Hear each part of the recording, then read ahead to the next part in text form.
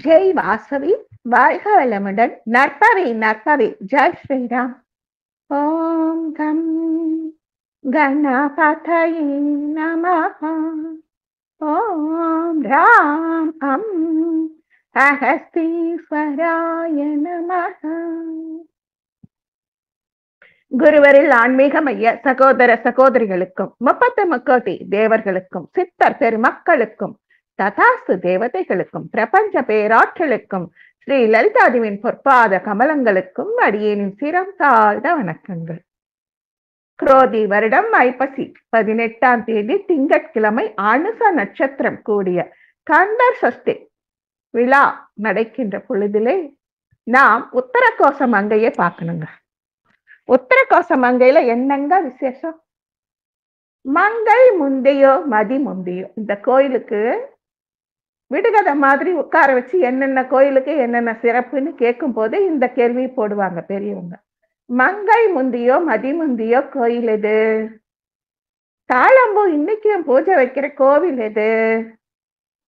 லிங்கோத்பவர் உற்பத்தி ஆகிறதுக்கு முன்னாடியே உருவான கோவில் எது? இந்த மாதிரி கேட்பாங்க. அப்ப நாங்க இதுதான் உத்தரகோச மங்கை தான் அப்படின்னு சொல்லி ஒரு சபாஸ் வாங்குவோம். அந்த உத்தரகோச மங்கையை நாம இன்னைக்கு பார்க்கிறோம். ஏன் மங்கை முந்தியோ மதி முந்தியோ? சிவபெருமான் இந்த உலகை படைக்கும் போதே இந்த உத்தரகோச மங்கையும் படைச்சிட்டார். ஏன் படைச்சாரா? சிவபிரான் 14 புவனங்களையும் உமையம்மையுடன் இணைந்து படைக்கிறார். ஒவ்வொன்னுலையும் நாம தான் வாழ்றோம். 30 தேவர்கள் ஆசியோட நாம தாங்க வாழறோம். இதை நம்பணும்.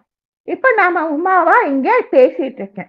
இன்னொரு அண்டத்துல குழந்தையா இருப்பேன், இல்ல இன்னும் பாட்டியா இருப்பேன், அல்லது 10 வயதா இருப்பேன். இப்படித்தான் நம்ம 14 ஜனனம் எடுக்கிறது. இப்படித்தான் இந்த பூலோகத்தை படைக்கும் பொழுது கூடவே உத்தரகோச மங்கையை படைச்சிட்டாராம். ஏன்னா ஒரு காரண ஜென்மா. எல்லாரும் சொல்வாங்க கர்மா தீருவதற்கு கர்ம பூமியான பாரதம் வா. தெய்வங்களுக்கான கர்மா தீருவதற்கே அவங்க பூமிக்கு தாங்க வந்தாங்க. உமையம்மைக்கு ஒரு தரம் எம்பெருமான் சிருஷ்டி ரகசியத்தை பத்தி அமர்நாத்ல சொன்னாருன்னு நாம ஒரு தரம் பார்த்திருக்கோம். கேதார்நாத் பத்ரிநாத் பார்க்கும் பொழுது அமர்நாத்ல அதை பார்த்தோம். இன்னொரு தரம் இந்த மாதிரி பிரணவ மந்திரத்தை சொல்லும் பொழுது மயில் விளையாடும் அழகை பார்த்ததுனால மயிலா அப்படின்ட்டார். அதனால கற்பகாம்பாள் மயில் உருவாகி சிவனை பூஜித்து பெரும் பேறு பெற்று சிவனோடு இணைந்தார். இன்னொரு சமயம் என்ன ஆயிடுச்சு? தடாகத்துக்கு பக்கத்துல இருந்து சிவபிரானுக்கு சேவை செஞ்சிட்டு இருந்தாங்க பார்வதி அம்மா. நம்ம சிவபெருமானுக்கு தான் விளையாட்டு 64 விளையாடல் என்ன, ஆயக்கலைகள் 64 தலைவன் அல்லவா, எப்பவும் விளையாட்டு தான். பார்வதியை சோதிச்சு பார்க்கணும். ஓம் எனும் பிரணவ மந்திரம் சொல்லி கொடுக்கிற அம்மா கொஞ்சம் சரியா கவனிக்கலைங்க. பார்வதி அம்மா கொஞ்சம் சரியா கவனிக்கல. கோபம் வந்துருச்சு உடனே நம்ம சிவனா இருக்கு. அதெல்லாம் ஒரு பொய்க்கோபம், ஒரு நாடகம். இயல் இசை நாடகத்தின் தலைவன் அல்லவா இந்த பூமியில ஒரு கோயில் உருவாகணும். அதுக்கு ஒரு காரணம் வேணும். என்ன நீ கொஞ்சம் கூட அறிவே இல்லாம ஒரு மீனவ பெண் மாதிரி நடந்துக்கிட்ட, பூமியில மீனவ பெண்ணா போ சொல்லியாச்சு. அம்மா வலைஞர் குலத்துல அவதாரம் பண்ணிட்டாங்க. எப்படி அவதாரம் பண்ணாங்க? பெரிய பெரிய சிப்பிகள் எல்லாம் அப்ப கிடைக்கும். வணிகம், முத்துக்கள் வணிகம் நடக்கும். ரத்தினங்கள் கிடைச்சது. அப்பெல்லாம் ரத்தின கர்ப்பா அப்படின்னே கூப்பிடுவாங்க. இன்னைக்கே ரத்தினம் கிடைக்கல. கடல்கள்ல நம்ம கழிவுகளை ஊத்திட்டு இருக்கோம். அப்புறம் எங்க இருந்து ரத்தினங்கள் உருவாகும்? அந்த ரத்தின கர்ப்பவான் கடல்ல அம்மா அழகா ஒரு சிப்பிக்கு மத்தியில ஒரு குழந்தையா அந்த நெய்தல் மன்னனுக்கு கிடைக்கிறாங்க. நம்ம 5 வகை நிலம் சொல்லுவோம். மருதம், முல்லை, குறிஞ்சி, நெல்லை, பாலை. நெய்தல் பாலை. இந்த நெய்தல் நிலம் வலைஞர்கள் வாழுகின்ற இந்த பூமியில பிறக்கிறாங்க. அம்மாவை சபிச்சுட்டாங்கன்னு விநாயகருக்கு முருகனுக்கு கோவம் வந்துருச்சு. அப்பா கிட்ட சண்டை போட போறாங்க. உங்களுக்கு இதை பத்தி ஒன்றும் தெரியாது, சும்மா இருங்கடா, நான் உங்களை அடக்கிட்டு நந்தியை பார்த்து கேட்கிறேன். இந்த பசங்க என்னை எதிர்த்து கேள்வி கேட்கிற வரைக்கும் நீ ஏன் வாசல்ல காவல் காக்காம நின்ன? ஏன் நந்தியே, நீயும் அந்த கடல்ல ஒரு சுறாவா போ. சுறாவும் இருக்கு, நம்ம அம்மாவும் இங்க மங்கையா வந்து அவதாரம் பண்ணிட்டாங்க. இப்போ இவங்களை காப்பாத்தி கூட்டிட்டு வரணும். எப்படி கூட்டிட்டு வரணும்? அந்த சுறா தினம் தினம் தினம் தினம் ஏதாவது ஒரு உயிரை பிடிச்சு அடிச்சு கொடுமை பண்ணுது. ஆனா கொல்லலுங்க. ஒரு மனிதனுக்கு இன்னைக்கு அடிபடணும், ரத்தம் வரணும் அப்படின்னு இருந்தா இறை சித்தத்தால சும்மா ஒரு நெகம் அப்படியே தட்டி விட்டு அதுல கூட ரத்தம் வரலாம், அதோட காப்பாற்றப்படலாம். அது மாதிரி அந்த வலைஞர்களுக்கு அந்த மீனால எந்த துன்பமும் நேர்ல ஓங்கி அடிக்கிறதுல கொஞ்சம் வலி, இப்படித்தான். ஆனாலும் பயமா இருக்கு எல்லாருக்கும். இந்த மீன் விளையாட்டு காட்டு சுறா மீன் இந்த அளவுக்கு பெருசா நம்ம எங்கேயுமே பார்த்ததில்லை. அதனால இத பிடிச்சிட்டு வாங்கப்பா, நான் பொருள் தரேன், பரிசு தரேன், பணம் தரேன், பொண்ணு தரேன், ராஜா இல்லையா சொல்றார். எல்லாரும் போறாங்க, யாராலையும் பிடிக்க முடியல. பாக்குறா மன்னன் ஒரு சொல்றான், இந்த சொரா ரொம்ப அட்டகாசம் பண்ணுது, மற்ற ஜீவராசிங்க யாரையும் இந்த கடல்ல வசிக்க விட மாட்டேங்குது, ஒரு முத்து குளிக்க விடல, ஒரு மீன் பிடிக்க விடல. அதனால இந்த சுறா மீனை யார் பிடிக்கிறாங்களோ அவங்களுக்கு என் மகள், என்னுடைய மகளை கல்யாணம் பண்ணிட்டார். உலக பேரழகி அல்லவா நம் பார்வதி அன்னை, அத சொல்றான். சரின்னு எல்லாரும் பாக்குறாங்க. இந்த மாதிரி ஒரு பேரழகி அடகியும் தகுதி நமக்கு இல்லை. சிவபிரானே இறங்கி வரார். அந்த நடை என்ன, அந்த ஒயில் என்ன, அந்த சுந்தரேஷ பெருமானுக்கு ரொம்ப ஒயிலா நடந்து வந்து நான் பிடிக்கிற அந்த சுறாவை இன்னைக்கு மாலைக்குள்ளார நான் பிடிச்சு காட்டுறேன். பிடிச்சு காட்டுனா என்ன தரீங்க? என் பொண்ணை தரேன். இது உறுதியா? உறுதி. சரி, அது என்ன 9 வயசு குழந்தை பார்வதி, அதுக்கு என்ன தெரியும்? வேடிக்கை பார்க்குது. அப்பெல்லாம் 9 வயசு பெண்ணு காட்சினா கல்யாணம். கடல்ல இறங்குறாரு, நந்தியம்பெருமான் ஆர்ப்பரிச்சிட்டு கிடக்கிறார் சுறாவா. இவர் தன்னந்தனியா போறாரே, கூட ஆளை கூட்டிட்டு போங்கன்னு ராஜா சொல்றார். யாரும் வேண்டாம், நானே இத முடிச்சிடுறேன் அப்படின்னு சொல்லிட்டு அந்த நந்தி எம்பெருமான் கிட்ட பக்கத்துல போய் ஒரு கத்தி எடுத்து அதனுடைய இடைப்பகுதியில சொருகுவது போல் ஒரு நடிப்பு, மீனின் அந்த துடுப்பு பகுதி கிட்ட போய் கைய வச்சு கத்தியை சொருகிற மாதிரி ஒரு நடிப்பு. உடனே அங்க நந்தி எம்பெருமான் அவருடைய அவதார நோக்கம் முடிஞ்சு நந்தியாக மாறி மறைஞ்சிட்டார். இந்த சுறா மீனை பிடிச்சிட்டு வந்து கடல்ல போட்டு இப்ப பொண்ணை கட்டி கொடு அப்படின்னு சொல்றார். அந்த பொண்ணை கட்டி கொடுத்தாச்சு. இந்த வலை வீசின படலம் நடந்த இடம் எங்கங்க? உத்தரகோசம். அங்கங்க நம்புவோமா? அங்க இப்ப கடல் இருக்கா? இருந்தது. ஏன்னா இது நடந்த காலம் வந்து பிரேதாயுகம். ஏன்னா இன்னைக்கு சிவன் கோயில்ல தாழம்பு வைக்க மாட்டாங்க. லிங்கோத்பவர் உற்பத்தி ஆகிற அந்த 12 மணிக்கு தான் அந்த தாழம்பு, அதுவும் குறிப்பிட்ட சில கோயில்ல தான். எல்லா இடத்துலயும் தாழம்பு சமர்ப்பணம் கிடையாது. ரொம்ப தொன்மையான தென் பொன் பரப்பி அதுல வைப்பாங்க. அப்புறம் இந்த உத்தரகோச மங்கையில வைப்பாங்க. தென்பொன் பரப்பையிலையும் உத்தரகோச மங்கையிலையும் ஏன் வைக்கிறாங்க அப்படின்னா, அந்த கோயில் எல்லாம் புவி தோன்றும் முன்னே தோன்றிய கோவிலாம். உலகம் ஒரு பக்கம் உருவாகிட்டு இருக்கும் பொழுது கோவில் ஒரு பக்கம் உருவாகிட்டு இருக்கு. அதனால அந்த தென்பொன் பரப்பையிலையும் உத்தரகோச மங்கையிலையும் தாழம்பு அனுமதி உண்டு. தாழம்பு பொய் சொன்னதுனால சிவனுக்கு அவங்க அருகதை கிடையாதுன்னு சொல்றதுக்கு முன்னாடி வந்த கோவில். அதனால மங்கை முந்தியோ மதி முந்தியோ கோவில் அப்படின்னு இத சொல்லுவாங்க. மங்கைனா பார்வதி, மதி அப்படின்னா சிவன். இங்க யார் ஜெயிச்சாங்க? 2 பேரும் தான் ஜெயிச்சாங்க. அதத்தான் நாம இன்னைக்கு பார்த்துட்டு இருக்கோம். இதோட சரித்திரம் கொஞ்சம் பெருசுதான். தந்தன தந்தன தான தானா தந்தன தந்தன தான தானா தந்தன தானா தந்தன தானா தந்தன தானா தந்தன தந்தன தான தானா தந்தன தந்தன தான தானா தந்தன தானா தந்தன தானா தந்தன தானா உலகாலும் உமையம்மை பார்வதி தேவி, அவள் புகழ் பாடி பணிந்திடுவோம் நாமம் தேடி.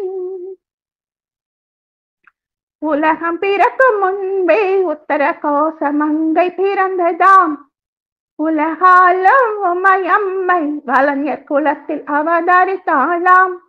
நம்ம நந்தியும் பெருமான் நடுக்கடலில் சுறாவாகி தாண்டவனின் வரவுக்கு காத்து கிடந்தார். நம்ம நந்தியும் பெருமான் நடுக்கடலில் சுறாவாகி தாண்டவனின் வரவுக்கு காத்து கிடந்தார்.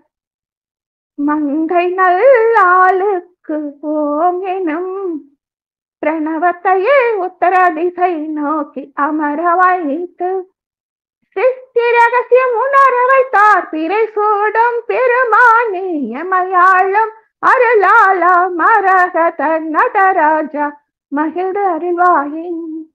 தந்தன தந்தன தான தானா தந்தன தந்தன தான தானா தந்தன தானா தந்தன தானா தந்தன தானா. தாழம்பூ பூஜையுண்டு இத்தலத்தில், தசதள வில்வமுண்டு ஸ்தல விருட்சமாக. பத்ரி என்னும் இலங்கை மரம் ஸ்தல விருட்சம் என கண்டு கை கூப்பி சிரம் தாழ்த்தி மகிழ்ந்தாடுவோம், நாம் ஈசனை துதி பாடுவோம். தந்தன தந்தன தான தானா தந்தன தந்தன தான தானா தந்தன தானா தந்தன தானா தந்தன தன்னானா. கோவில் ரொம்ப பெருசுங்க, உள்ள அப்படியே பறந்து விரிந்து கிடக்குது. பராமரிப்பு இருந்தா இன்னும் அருமையா இருக்கும்.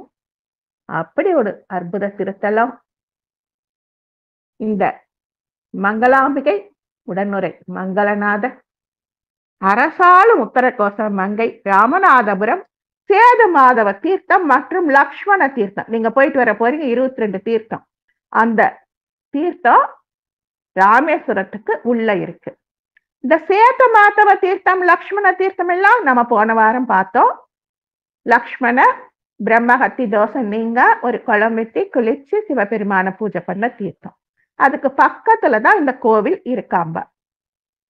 மங்களநாதர் உடனுரை மங்களாம்பிகை நிறைய சன்னதி இருக்கு. சுத்தி சுத்தி சுத்தி சுத்தி வரலாம். இந்த கோவில்ல மரகதத்தால் வடிவமைக்கப்பட்ட 6 அடி 18 மீட்டருங்க. 6 அடிக்கு 18 மீட்டர் கணக்கு சொல்றாங்க. இல்ல 18 சென்டிமீட்டர் எனக்கு தெரியல. ஏன்னா ஒரு மீட்டர் அப்படின்னா 40 சென்டிமீட்டர் தான் ஒரு மீட்டர். இங்க 6 அடிக்கு மேல இருக்குங்க. உயரமான பழங்கால மரகத நட்ராஜர் சிலை இருக்கு. கோவில்ல காலையில 5:30 மணியிலிருந்து ராத்திரி 8 மணி வரைக்கும் பல்வேறு நேரங்களில் 6 கால பூஜை, தினசரி பல்வேறு சடங்குகள், 6 ஆண்டு விழா இருக்காங்க. இந்த கோவில் தமிழ்நாடு அரசின் இந்து சமய அறநிலைய வாரியத்தால் பராமரிக்கப்பட்டு வருகிறது. இதுக்கு என்ன விசேஷம்? மரகத கல்லுல உருவாக்கப்பட்டது. மரகத நம்ம நவரத்தினத்துல பச்சை கல்லுக்கு பலம் கம்மிம்பாங்க. நகையெல்லாம் பண்ணா கூட பச்சைக்கல் வச்சா அது பட்டுன்னு உளுந்துரும் சீக்கிரமாவே. பச்சைக்கல்லுக்கு ஏதாவது ஒரு அதிரன், ஒரு மத்தள சத்தம், ஒரு இந்த முழவை இதெல்லாம் சிவபெருமானுக்கு அடிக்கக்கூடிய அந்த சத்தத்தை கூட அந்த கல் தாங்காதான், வெடிப்பு விட்டுடுவான். அதனால இந்த நடராஜருக்கு வருஷம் பூரா சந்தன அபிஷேகம் மட்டுமே, மன்னிச்சிடுங்க சந்தன காப்பு மட்டுமே. ஏன்னா அதுதான் அந்த மரகதத்தை பாதுகாத்துதான், அதிர்வலைகளை தாங்காது. அதுக்கு சந்தன காப்பு வருஷத்துக்கு ஒரு தரம் கலைப்பாங்க. 3000 வருஷத்துக்கு முன் வரலாறு இருக்கு. நாம இன்னைக்கு சொல்றோமே கிருத்தயுகம், திரேதாயுகம், துவாபரயுகம், கலியுகம். அந்த திரேதாயுகத்துல மச்சாவதாரம் நடக்கும் முன்னையே இங்க கடல் இருந்திருக்கு. அதுவும் எப்படி? உத்தரகோச மங்கை வாசல்ல கடல் இருந்திருக்கு. இதை நம்ம நம்பணும். ஏன்னா இன்னைக்கு துவாரகா கடலுக்குள்ளார போயிடுச்சு. அதே மாதிரி நாம பார்க்காத நிறைய குமரி நாடு, இது மாதிரி நிறைய நாடு உள்ள போயிடுச்சு, கடல் கோள் கொண்டு விட்டது. அப்படி இங்க திசை திருப்பி விடப்பட்டது. ஈசனின் திருவருளால் கடல் அன்னை திசை திருப்பி விடப்பட்டாலாம். எப்படி இப்ப காசிக்கு போனா காசில அந்த கங்கா, யமுனா, சரஸ்வதி இந்த 3 பேரும் பாயும் திருவேணி சங்கமத்துல சரஸ்வதி அந்தர்வாகினியா இருக்கா. அப்படி அவளை அங்க திருப்பி விட்டுருக்காங்க. அது மாதிரி இங்க இருந்த கடலை எம்பெருமான் வேற பக்கம் திருப்பி விட்டுருக்க. வைகை எப்படி மதுரையில 7 கடல் பொங்கிட்டு அந்த 7 கடலும் பின்வாங்கிச்சோ, அப்படி இங்கிருந்த உத்தரகோசமங்கை கடலும் பின்வாங்கியதாம். இந்த கோவில் 20 ஏக்கர் நிலப்பரப்பாங்க. அப்புறம் ஒரே நேரத்திலே மோட்சம் அடைந்த 1000 சிவ பக்தர்களால் இது கட்டப்பட்டதாம். மங்களநாத சுவாமி, மங்களேஸ்வரி அம்மன், மரகத நடராஜர், ஸ்வயம்பு லிங்கம், பைரவர், தட்சிணாமூர்த்தி, சண்டிகேஸ்வரர், அப்புறம் பால பைரவர் இருக்காராங்க, பார்த்துட்டு வாங்க. புனிதமான கோவில் குளமும் இருக்கு. 7 நிலை ராஜ கோபுரம், 5 கோபுரங்கள் இங்க இருக்கு. 2 அற்புதமான யாளிகள். யாழின்னா 9 வகை யாழி சொல்லுவாங்க. நாம கிருஷ்ணாபுரம் போய் பார்த்துட்டு வந்தோம்ல. யானை முகம் கொண்ட யாழி, சிங்க முகம் கொண்ட யாழி, மானிட முகம் கொண்ட யாழி, புலிமுகம் கொண்ட யாழி. அது மாதிரி இங்க இருக்கிற யாழி சிங்கமுக யாழி. இந்த யாழிய பார்த்தா நமக்கு என்ன ஞாபகம் வரணும் அப்படின்னா, நிறைய கால மாற்றத்தால் அந்த காலத்துல சீதா மாதா 20 அடி உயரம் இருந்தாலாம். இப்ப நம்மளால கற்பனை பண்ணி பார்க்க முடியுமா ஒரு பெண் 20 அடி உயரம் இருந்தான்னு? அந்த அளவுக்கு நம்முடைய ஸ்கெலிட்டன் ஒரு உயரமோ அகலமுோ இருந்திருக்கு. சீதா மாதாவே 20 அடி உயரம் இருந்திருக்காங்க திரேதா யுகத்துல. அதுக்கப்புறம் துவாபர யுகத்துல நம்ம பலராமர் 18 அடி இருந்தாரு. அதுக்கப்புறம் இப்ப கலியுகத்துல ஒரு 9 அடி 10 அடி தான் நமக்கு அனுமதிக்கப்பட்டு இருக்கு. அந்த காலத்துல எல்லாருக்கும் 300 வருடம் ஆயுள், இப்ப 120 வருடம். அதுவே இன்னைக்கு குறுகி போயிடுச்சு. அப்படி இருந்த ஒரு காலகட்டத்துல அந்த கடல் அன்னைய திசை திருப்பி விட்டுருக்காங்க. அப்ப யாழிகளும் வாழ்ந்திருக்கு. அந்த தாரமங்கலம், அந்த இந்த சிறப்பான கோவில்கள் 5 கோயில் ஒரு தடவை பார்த்தோம்ல, அந்த கோயில்கள் இருக்கிற அப்படி இந்த யாழியோட வாயில இருக்கிற கல்ல நகத்தெல்லாம் எடுக்க முடியாது. மங்களேஸ்வரர் கோயில் இருக்கிற மரகத சிலை பிரபஞ்ச நடன வடிவமாங்க. இது பிரபஞ்ச நடனமா. இப்ப நாம சிவபெருமானை 108 கரணங்கள் சொல்றோம், 7 நடனங்கள் சொல்றோம். இது கொஞ்சம் வித்தியாசமா பிரபஞ்ச நடனம்னு சொல்றாங்க. உலகின் ஆரம்ப கால சிவன் கோயில் இது மட்டுமேனு நம்பப்படுது. சூரியன், சந்திரன், செவ்வாய் இவங்க மட்டுமே இருக்காங்க. ஏன்னா இது நவகிரகங்கள் சரியா உருவாகாத காலத்துல வந்த கோயில். சூரியனும் சந்திரனும் செவ்வாயும் மட்டும் இருக்காங்க. சூரியனும் சந்திரனும் சிவபெருமானுக்கு கண்களா இருக்காங்க. செவ்வாயை ஏன் குறிப்பிடுறாங்கன்னா பூமியின் அவதாரம் செவ்வாய். பிராணத்தின்படி ராவணன் மனைவி மண்டோதரி ரொம்ப பக்தி, நல்ல சிவபக்தனை தான் கல்யாணம் பண்ணிக்குவேன். சிவன் ஒரு புனித நூலை முனிவர்களிடம் இருந்து பாதுகாத்து கொடுப்பதற்காக ஒப்படைத்தார். பிராணங்கள் 18ன்னு சொல்றோம். அதுல ஆதி புத்தகம் ஒண்ணு முனிவர்கள் வசம் கொடுத்து பத்திரமா வச்சுக்கோங்க அப்படின்னு கொடுத்தார். ராவணன் ஒரு குழந்தையை சிவன் மாறு வேடத்துல இருக்காரு தொட முயன்ற போது சிவன் அக்னியாக மாறி குழப்பத்தை ஏற்படுத்தினாராம். ஒரு பக்கம் புனித நூல் ராவணன் கையில சிக்க கூடாதுன்னு முனிவர்கள் கையில கொடுத்துட்டு சிவபிரான் குழந்தை வடிவமாக மாறி இருக்கார். ராவணன் அந்த குழந்தையை தூக்க முற்பட அக்னியா மாறினார். முனிவர்கள் சிவனின் கோபத்துக்கு பயந்து அக்னி தீர்த்தம் என்று அழைக்கப்படும் ஒரு புனித குளத்தில குளிச்சாங்களாம். மாணிக்க வாசகர் அப்படிங்கிற ஒரே ஒரு மகரிஷி மட்டுமே, ஒரு வேதியர் மட்டுமே அந்த குளத்துல குதிக்கல. சிவபெருமானின் கோபத்துக்கு பயந்து 999 ரிஷிகள் அந்த குளத்தில் குதித்து மோட்சம் அடைந்ததாகவும், சிவபெருமானின் வேத புத்தகத்தை காப்பாற்ற மாணிக்க வாசகர் மட்டும் அத கையில பத்திரமா வச்சு காப்பாத்தி சிவபெருமான் வசம் ஒப்படைத்ததாகவும் ஒரு செவிவழி செய்தி. அதனால இன்னைக்கு மாணிக்க வாசகருக்கு கோவில்ல ஒரு லிங்கம் வச்சு இது மாணிக்க வாசகர் சிலைன்னு சொல்லி கும்பிடுறாங்க. உத்தரகோச மங்கை புனித நூல்களை பற்றி சிவன் பார்வதிக்கு உபதேசத்திலிருந்து உருவானது. பாண்டிய மன்னர்களின் ஆட்சி காலத்தில் இக்கோவில் ஒரு புனித முக்கிய இடமாக இருந்தது.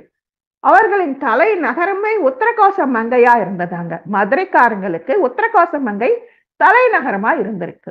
இந்த கோவில்ல சித்திரை மாசம் திருக்கல்யாணம், தேர் இழுக்கிறது, ஆருத்ரா தரிசனம் அதுதாங்க முக்கியம். அந்த ஆருத்ரா தரிசனத்தப்பதான் பச்சைக்கல் நடராஜருக்கு சந்தன காப்பு களையப்பட்டு அபிஷேகம் செய்யப்படும். பரமக்குடியிலிருந்து கிழக்க 32 கிலோமீட்டர் தொலைவு, ராமநாதபுரத்திலிருந்து மேற்கே 17 கிலோமீட்டர் தொலைவு.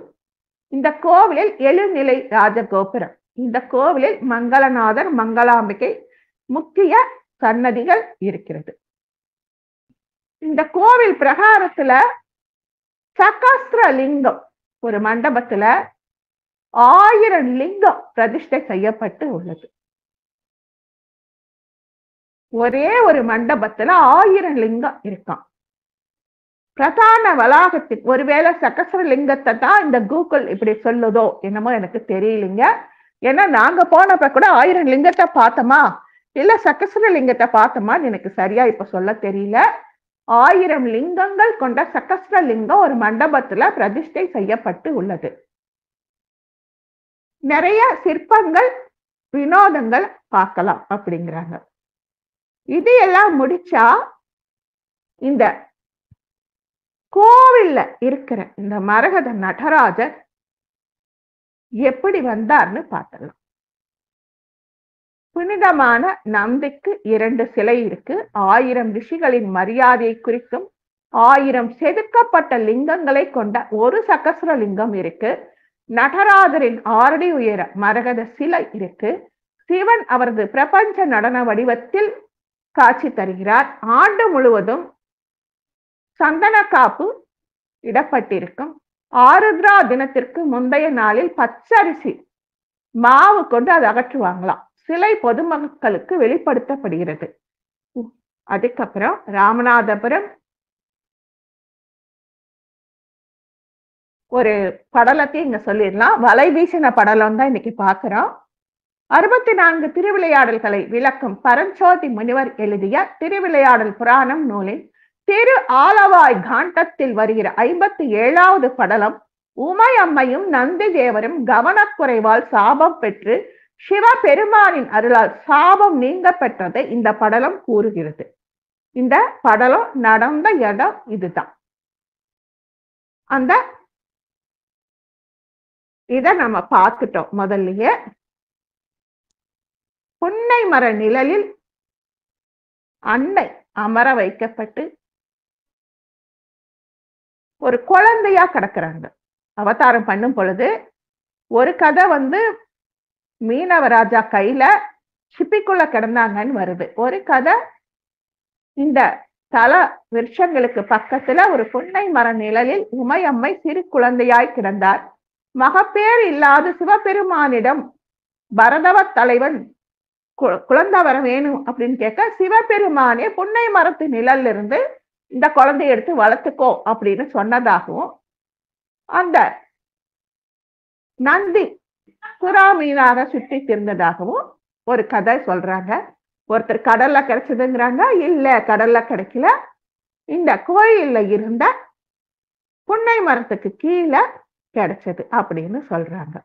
இந்த மரகத நடராஜர் வந்த விதம் தாங்க நாம கொஞ்சம் ஸ்லாகித்து பார்க்கணும்.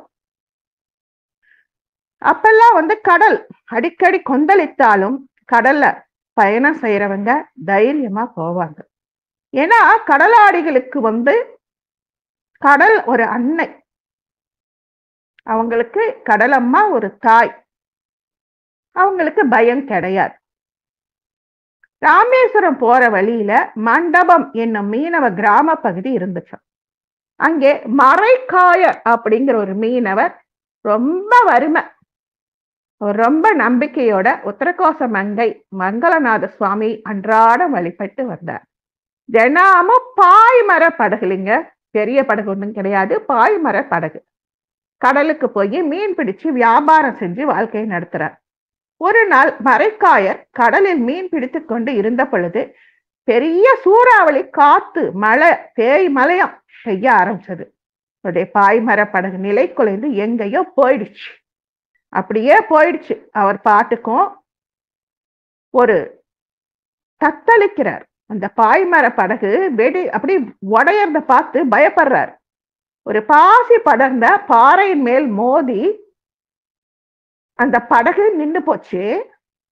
பாசி படர்ந்த பாறை அப்படியே சரிந்து 3 துண்டுகளாக படகுக்குள்ள விழுந்துருச்சு. ஒரு பாசி படர்ந்த பாறை கடல்ல இருந்திருக்கு. இவருடைய பாய்மர படகு அந்த கல்லு மேல மோதி இருக்கு. இந்த படகு மோதின வேகத்திலேயே அந்த படகுக்கு கனம் மோத அந்த கல்ல 3 துண்டாகி இந்த படகுக்குள்ளாரே விழுந்துருச்சு. இதுதாங்க பச்சை கல்லின் தன்மை, சக்தியின்மை. அது அப்படியே சரிந்து 3 துண்டுகளாக படகுல விழுந்துருச்சு. பாறை சரிவதற்காகவே காத்திருந்தது போல் அதுவரையிலும் அடித்து துவைத்து வந்த பேய் மலை சட்டு நின்றுச்சு. மரைக்காயர் எந்திரிச்சு பாக்குறார். அப்படியே ஆச்சரியம், நம்ம படகுக்கு ஒண்ணும் ஆகலையா, திரும்பி நம்ம மண்டபம் போயிடலாமா அப்படின்னு நினைக்கிறார். ஆனா திக்கு திசை தெரியல. கடல்ல பேய் மலை, சூறாவளி. மங்களநாத சுவாமி, நான் ரொம்ப கஷ்டப்பட்டு இவ்வளவு தூரம் வந்திருக்கேன், நான் இன்னும் வரலையேன்னு ஊர் ஜனமெல்லாம் காத்து கிடக்கும், என்னை காப்பாத்தி கூட்டிட்டு போறது உன் பொறுப்பு, நான் இப்ப இந்த படகை ஓட்டுறேன், ஆனா சரியான திசைக்கு என்னை கூட்டி போறது உன் பொறுப்பு அப்படின்னு சொல்லிட்டு அவர் ஓட்டுறார். அப்படியே வந்தார், கரைக்கு வந்துட்டாரு. அவரை பார்த்து எல்லாரும் சந்தோஷப்படுறாங்க. என்னங்க போனவங்க என்னமோ பாசி படர்ந்த பாறை கற்களை கொண்டாந்துருக்கீங்க அப்படின்னு சொல்றாங்க. என்னமோ தெரியலம்மா, இந்த படகை போய் அந்த பாறை மேல மோதினுச்சு, அந்த பாறை துண்டு துண்டா உடஞ்சி இந்த படகுலயே விழுந்துருச்சு, ஆனா படகுக்கு ஒண்ணு அவ்வளவு பாறை அப்படிங்கிறாங்க. பார்த்தா கொஞ்சம் பளபளன்னு இருக்கு, வாசலுக்கு படிக்கெல்லாம் போட்டு வைக்கலாம். போட்டு வச்சாங்க. மரைக்காயரை சந்திக்க வருபவர்கள் ஒவ்வொருவரும் அந்த பாறை மேல நடந்து நடந்து பாறை மேல இருந்த பாசி கொஞ்சம் கொஞ்சமா போச்சு. சூரிய வெளிச்சத்துல பலன்னு அந்த மரகத ரத்தினம் மின்ன தொடங்கிருச்சு. மரைக்காய் நினைக்கிறாரு, ஆஹா, நம்ம மங்க காப்பாத்திட்டார், இது ஏதோ விலை உயர்ந்த ரத்தினக்கள் போல, இதை நாம அரசருக்கு பரிசா கொடுத்தா வறுமை நீங்கும் அப்படின்னு பாண்டிய மன்னரின் அரண்மனைக்கு சென்றார். தனக்கு நடந்த அத்தனை விளக்கி கூறி தன்னிடம் ஒரு பச்சை பாறை உள்ளது அப்படின்னு சொல்ல ஆட்களை அனுப்பி அந்த பச்சை பாறை கற்களை எடுத்து வர சொல்றார் ராஜா. கொண்டு வந்த அந்த பச்சை பாறை கற்களை அது பற்றிய விவரம் தெரிந்த ஆட்களை வைத்து சோதித்து பார்த்தார். பாறையை சோதித்து பார்த்த அவர்கள் மன்னரிடம், இது விலை மதிப்பே கிடையாத அபூர்வ மரகத கல்லு, எப்படி கடல் அரசன் ரத்தின கர்ப்பனோ அவன் கொடுத்த பச்சை கல் தான் இது, உலகத்துல வேற எங்க தேடினாலும் நிச்சயம் கிடைக்க. மன்னரும் மரைக்காயருக்கு அந்த பச்சை பாறை கற்களுக்கு உரிய பொற்காசுகளை கொடுத்துட்டேன். எவ்வளவு விலை மதிப்பில்ல நீங்க சொல்றீங்க, இவ்வளவு அற்புதமா மின்னுற இந்த அபூர்வ மரகத கல்லுல ஒரு நடராஜர் செலவடிச்சா இவ்வளவு அழகா இருக்கும். அப்பெல்லாம் சிவன் கோயில் கட்டும் பொழுதே நடராஜர் இருக்காதுங்க, யாருக்காவது ஒருத்தருக்கு தோணும் ஒரு நடராஜர் செலவைக்கலாம். அப்படிங்க பாண்டிய மன்னனுக்கு கிடைக்குது ஒரு எண்ணம். அவரு பல இடங்கள்ல தேடற. இலங்கை மன்னன் முதலாம் கயவாகுவின் அரண்மனையில் சிற்பியாக இருக்கும் சிவ பக்தரான ரத்ன சபாபதியை பத்தி கேள்விப்பட்டு செலவடிக்கணும் வானு கூப்பிடுறாங்க. சிலை வடிக்க சிற்பியும் வந்தார். சிலையை வடிக்க வந்து அந்த பாறையை பார்த்த உடனேயே மயக்கம் போட்டு விழுந்துட்டார். ஏன் ரத்தின சபாபதி மயக்கம் போட்டு விழுந்தார்னா, அந்த அளவுக்கு இந்த ஒரு பெரிய பாறையோ ஒரு ஒரு பளபளக்கும் தன்மை கொண்ட ஒரு அருமையான அற்புதமான பாறையையும் அவர் பார்த்ததே இல்லையா.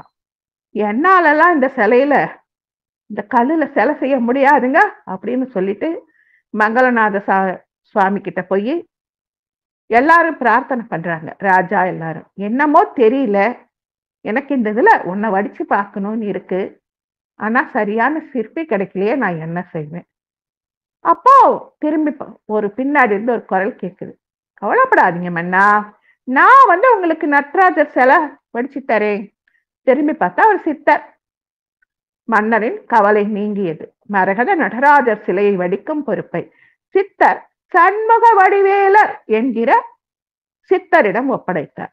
அவருக்கு என்னென்ன உதவி வேணுமோ செய்யறோம்.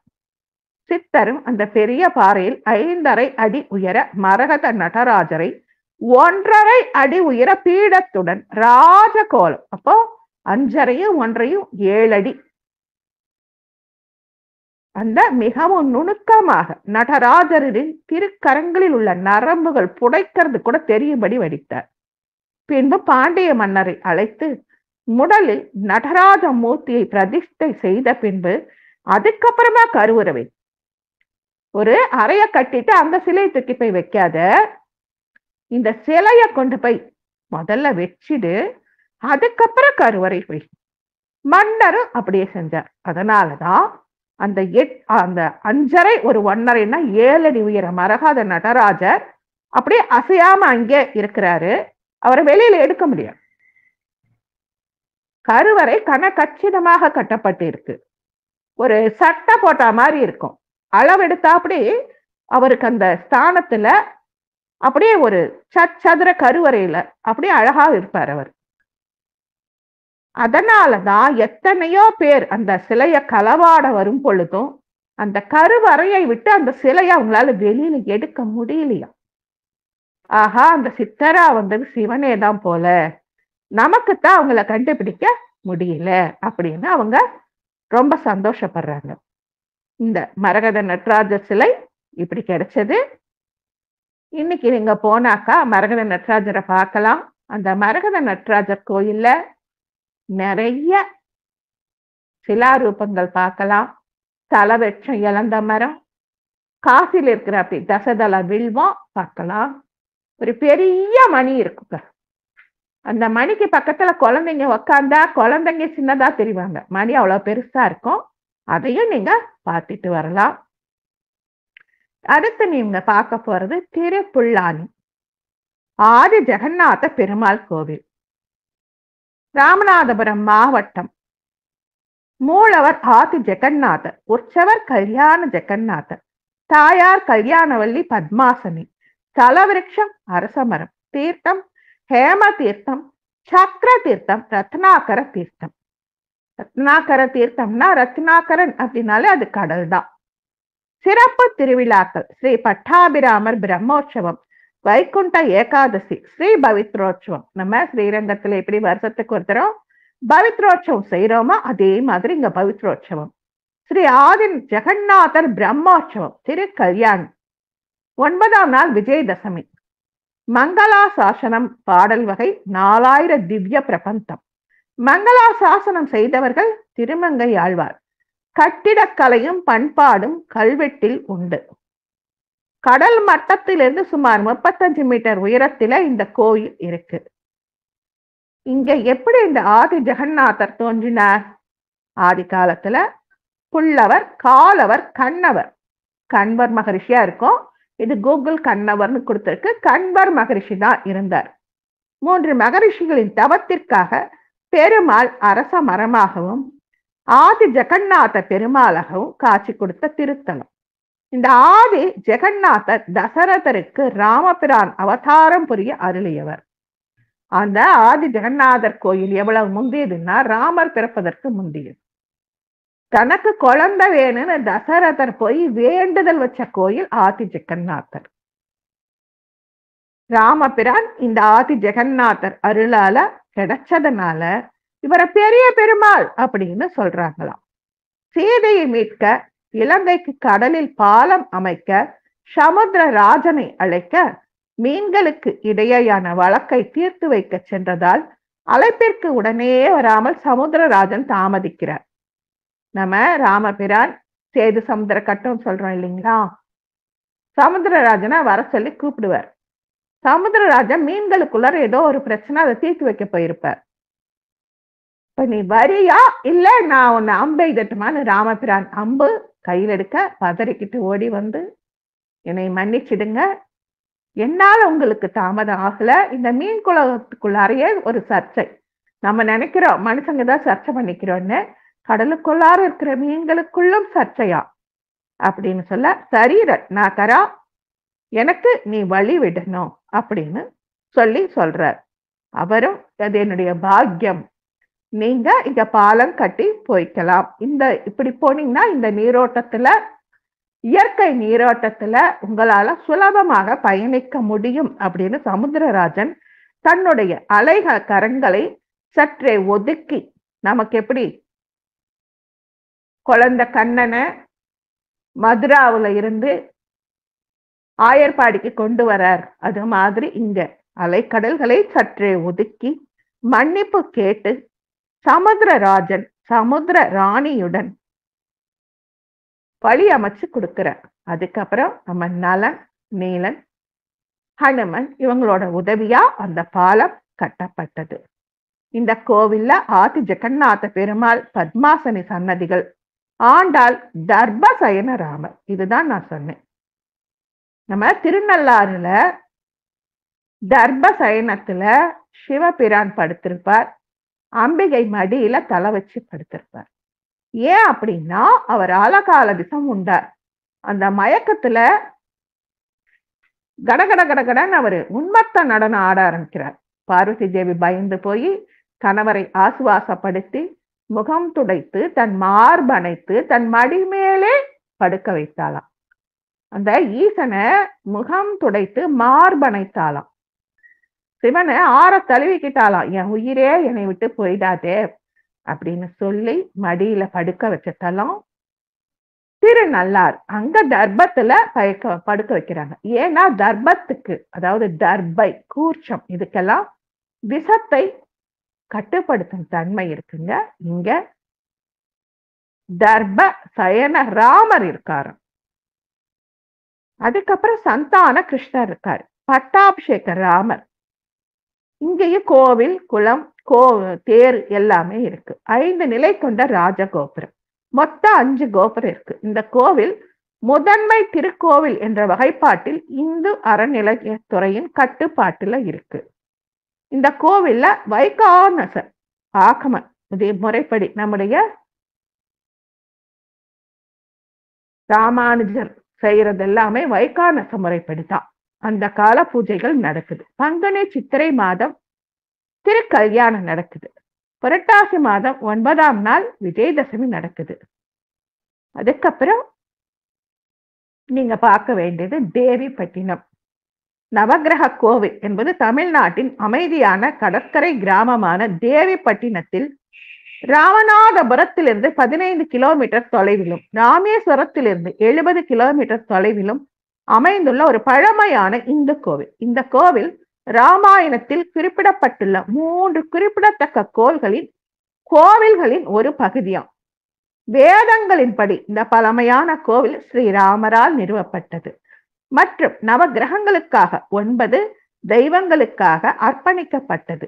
இந்து மதத்தில் நவகிரகம் என்றால் பூமியில் உள்ள ஒவ்வொரு மனிதனின் வாழ்க்கையும் அந்த நவகிரக சுழற்சியில பாதிக்கப்படும்.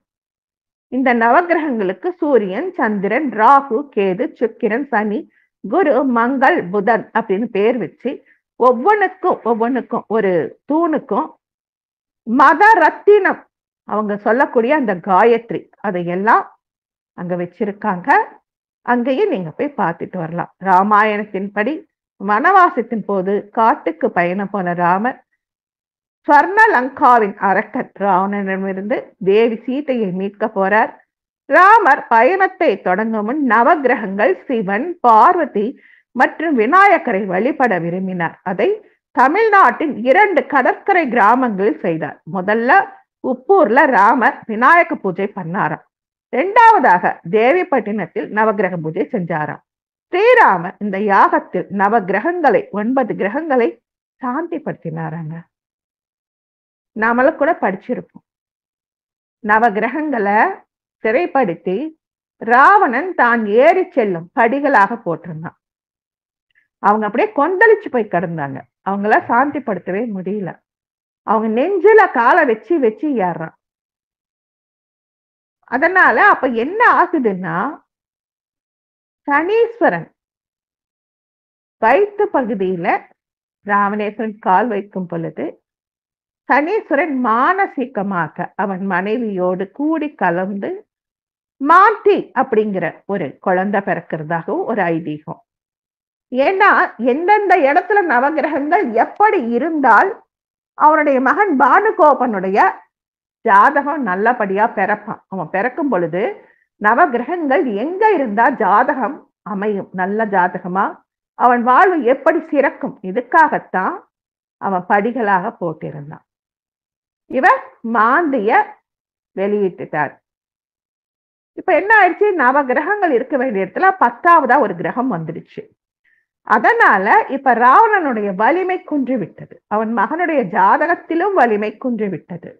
இத கேள்விப்பட்ட ராமர் இங்க நவகிரகங்களையும் 9 தூண்களாக நிறுவி சமாதானம் பண்ணாராம். ஐயா, நான் வர்றதுக்கு கொஞ்சம் தாமதமாயிடுச்சு, அதனால ராவணன் காலுக்கு கீழே நீங்க மெதிப்பட்டுட்டீங்க, அதனால உங்களை நாங்க கும்பிடுறோம் அப்படின்னு சொல்லி நவ பாசான கற்களை கொண்டு நிறுவினார். நவ பாசான கற்களை கொண்டு அவர் நிறுவி இருக்கார். இந்த நவகிரக கோவில்ல தூண் மாதிரி தான் இருப்பாங்க. இன்னொரு ஊர் போனார் சொன்னேன்ல, உப்பூர்.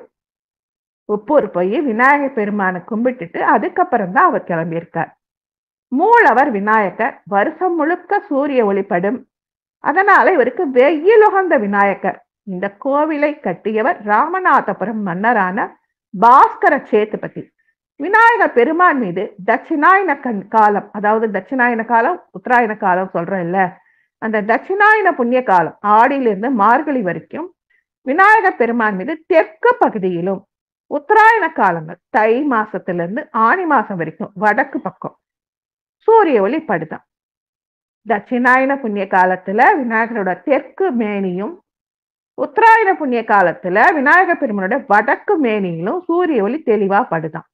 சூரியன் இங்கே தவம் புரிந்து சித்தி பெற்று பாப விமோச்சனம் பெற்றதால் சூரியபுரி, தவசித்திபுரி, பாப விமோச்சனபுரம் அப்படின்னு இந்த கோயிலுக்கு நிறைய பேர் இருக்கான். ராமபிரான் இலங்கை செல்வதற்கு முன்பே உப்பூரிலே வெயிலுகந்த விநாயகரை வணங்கித்தான் சென்றாராம். உப்பூர் தொண்டியிலிருந்து ராமேஸ்வரம் செல்லும் கிழக்கு கடற்கரை சாலையிலே 29 கிலோமீட்டர் தொலைவிலே இருக்குதான். வெயிலுகந்த விநாயகர் ராமநாதபுரம் கோவில் பற்றி அடிப்படை தகவல். வெயிலுகந்த விநாயகர், அம்பாள் தாயார், தெய்வம் விநாயகர், வரலாற்று பெயர் சூரியபுரி, தவசித்திபுரி, பாப விமோச்சனபுரம், வன்னி மந்தாரவனம், லவணபுரம். லவணம் அப்படின்னா உப்பு, லவணபுரம். இது ஒரு கிட்டத்தட்ட 3000 ஆண்டு இவங்களும் சொல்றாங்க. இந்த ஒரு 3000 ஆண்டுகளுக்கு முன்னன் தான் இந்த கோயில் இருந்ததும். இந்த ஸ்தல புராணம் என்னன்னா, தட்சனோட யாகத்துல தாக்ஷாயினி சதி தேவி தன்னைத்தானே எரித்து கொண்டாள் அல்லவா. அந்த யாகத்திலே பல வானவர்களும் தேவர்களும் சிவபெருமானின் அனுமதி இல்லாம கலந்துகிட்டதுனால சிவனுக்கு வருத்தம், கோபம், எல்லாரையும் தண்டிக்க வீரபத்ரரை கட்டவிழ்த்து விட்டார் சிவன். வீரபத்ரன் மிக பெரிய கோபம், சூரியனுக்காக ஓங்கி ஒரு அடி கொடுத்த. அவன் என்ன ஆச்சு, பல்லு போயிடுச்சு. முதுகிழவன் சொல்லக்கூடிய சூரியனுக்கு பல்லு போயிடுச்சு. அவருடைய பிரகாசம் தேஞ்சு போயிடுச்சு. அவர் ரொம்ப வருத்தப்பட்டு தவம் பண்ணி தனக்கு விதிக்கப்பட்ட தண்டனைகள் விலைகளிலிருந்து காப்பாற்றணும்னு எல்லா கோயிலுக்கும் போயிட்டு அதுக்கப்புறமா உப்பூர் கும்பிட்டுட்டு திருப்புணவாயில் தேவிபுரம், இன்றைய தேவிப்பட்டினம் மற்றும் வன்னி மற்றும் மந்தார மரங்களின் காடாக இருந்த கடலுக்கு அருகிலே இருந்த இந்த இடத்தை அடைந்து தனது தவத்துக்கு இதுவே சரியான இடமாக கருதி அவர் இங்கே குடியேறி விநாயகரை வணங்க தொடங்கினார். அவர்தான் சிவபெருமான் கிட்ட நமக்காக பரிந்துரை செய்வார். சிவனின் கடைக்கண் பார்வை சூரியன் மேல பற்றுச்சு. சூரியனின் நேர்மை மற்றும் பக்தியில் மகிழ்ந்த விநாயகர் அவரை ஆசீர்வதித்து சாப விமோச்சனம் கொடுத்தார். நன்றி உணர்வின் அடையாளமாக சூரியன் விநாயகரை இங்கு நிரந்தரமாக தங்கி இருக்கணும்னு கேட்டுக்கிட்டார். வருஷத்துல ஒவ்வொரு நாளும் உத்தராயணம் காலத்துல வடக்குல இருந்தும் தட்சிணாயன காலத்துல தெற்குல இருந்தும் அவருடைய கதிர்களால் விநாயகர் மீது அவர் அபிஷேகிக்கிறாராம், தன்னுடைய கதிர்களை அபிஷேகிக்கிறாராம். விநாயகர் சூரியனின் கதிர்களின் மகிமையில் மூழ்கியதால் வெயில் உகந்த விநாயகர் அப்படின்னு பேர் வச்சாங்களாம். ராமாயண காலத்துல ராமர் சீதையை தேடி தெற்கு நோக்கி வந்தார். அவள் இலங்கையில் இருப்பதாக தெரிவிக்கப்பட்ட பிறகு ராமரும் லக்ஷ்மணனும் ராமேஸ்வரத்திலிருந்து இலங்கைக்கு ஒரு பாலம் கட்டி தங்கள் பயணத்தை தொடங்குவதற்கு முன்பு இந்த கோவிலில் விநாயகருக்கும் நமஸ்காரம் பண்ணி அவருடைய இதுக்கும் பர்மிஷன், அதாவது அனுமதி கேட்டு அவர் கிளம்புனாங்களாம். அதுதான் இந்த உப்பூர் விநாயகர். எச்ச நின தலை கொண்டார், பகல் கண் கொண்டார், ரவிகளில் ஒருவன் பல் இருத்து கொண்டார், மெச்சன வியாத்திரன் திரளை வேறா கொண்டார், உச்ச நமன் தாள் அறுத்தார், சந்திரனை உதைத்தார், உணர்வில்லா தக்கன் தன் வேள்வி எல்லாம் அச்சமர அழித்துக் கொண்டு வீரபத்ரர் ஆவேசித்து அருளினாரே அப்படின்னு ஒரு செய்யுள் நாம சொல்றோம் தானே, அந்த உப்பூர் விநாயகர் தான் இது. நாம இன்னைக்கு தேவிப்பட்டினம் திருப்புல்லானி ஆதி ஜெகநாதர் கோவில், உத்தரகோசமங்கை, வலை வீசின படலம் உத்தரகோசமங்கை, மங்கை முந்தியோ மதி முந்தியோ கோவில், ஸ்தல விருட்சம், மரகத நடராஜர் எப்படி உருவானார், இதையெல்லாம் ஒரு சின்ன தொகுப்பா பார்த்திருக்கோம். இவ்வளவு நேரம் பொறுமையா கேட்ட அத்தனை நல்ல உள்ளங்களுக்கும் பிரபஞ்ச பேராற்றலுக்கும் ஸ்ரீ லலிதாதேவியின் பொற்பாத கமலங்களுக்கும் அடியேனின் சிரம் தாழ்ந்த வணக்கங்கள். வாழ்க வளமுடன். ஜெய் வாசவி நற்பவி நற்பவி. ஜெய் ஸ்ரீராம்.